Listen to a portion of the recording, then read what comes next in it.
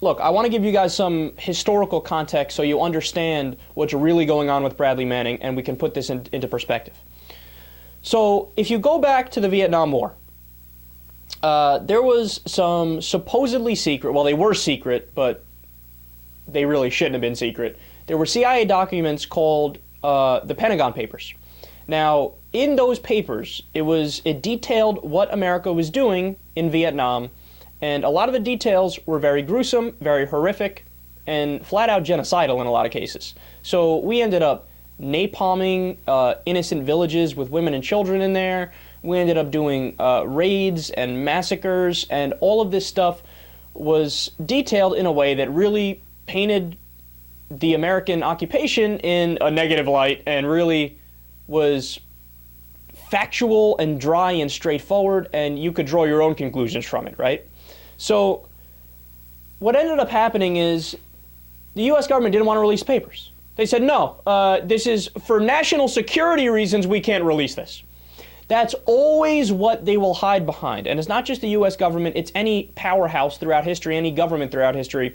They want to hide their own atrocities so you have good PR. And they say, no, if you release it, you're aiding the enemy. How dare you, how dare you, how dare you. Stop. It's the oldest trick in the book. So eventually, there was a big case over it, and court ended up ruling, no, what are you doing? We have this thing called the First Amendment, freedom of speech, freedom of expression, freedom of the press. No, government, you don't have the right to just say, we decree withholding this information. That's how a tyranny works. That's how a dictatorship works. We're a democracy. And by the way, all of those atrocities you were committing was with American people's tax dollars. So do they have a right to know how their money is being spent? Absolutely. Where's the debate? There's no debate, right? So it ended up being released, and today the people who released the Pentagon Papers are viewed as First Amendment heroes. Now, at the time, they were whistleblowers and they were taboo, and you can't support them because they're anti-American, yada yada. Today we know, oh my God, what are you kidding me? These guys are First Amendment heroes. They understand the Constitution, they believe in the idea of America and the principles that we were founded on, right? Well, Bradley Manning is the exact equivalent of them, except in modern days. So why does the government dislike Bradley Manning? Why are they throwing the book at him? You don't understand, right? Why? Why would they do that? Well, a lot of the things that Bradley Manning released painted the U.S. government in a horrific light. I mean, there was one of the videos that was released to WikiLeaks that showed an Army helicopter firing on a van that turned out to be news reporters. Now, you could tell by, in the conversation they had, they don't know if they're bad people, but hey, they might be, shoot them. And one of the guys was holding a camera. They said, it looks kind of like a gun, kill him, right? So they ended up killing innocent people. And then, to make it worse, there were children in the van that they shot up. And then to make it worse, when Good Samaritans came to try to help them, to help the rubble, they said, shoot again, kill them. And they were high-fiving and laughing about it and saying, good shot, yada yada. And Bradley Manning, because he's a human being and he has a conscience, it didn't sit right with him. So what he did is he ended up going to mainstream media sources, news sources. So he went to the New York Times, Washington Post, and a bunch of others. And he said, look, my name is Private Bradley Manning.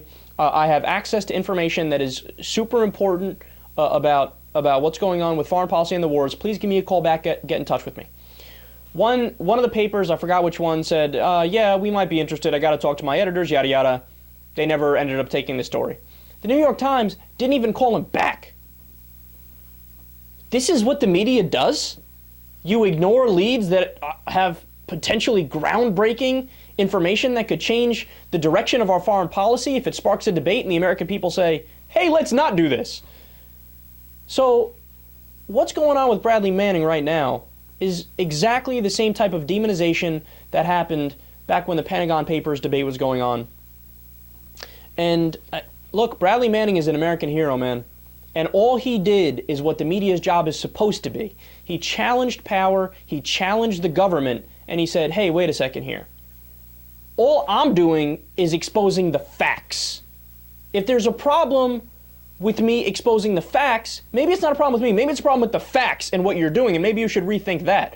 And Bradley Manning even said in the tapes, he said, look, all I wanted to do was let the American people know what was going on, and then it would spark a debate so maybe we could change the direction of our foreign policy. I've never heard a more benign endorsement of democracy in the American system of government than in those words.